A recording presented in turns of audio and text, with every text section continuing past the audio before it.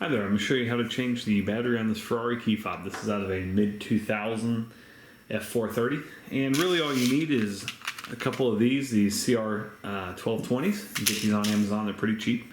And then also this little pick, something like this will help you open the case. It doesn't have to be exactly like this, but something similar. I'd like to use something plastic so you don't damage the case.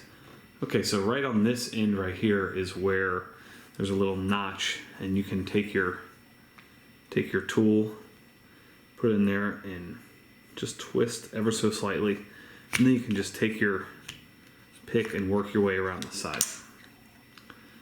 And there is your battery. There's two of these, they're stacked up, and they have a little plastic case around them.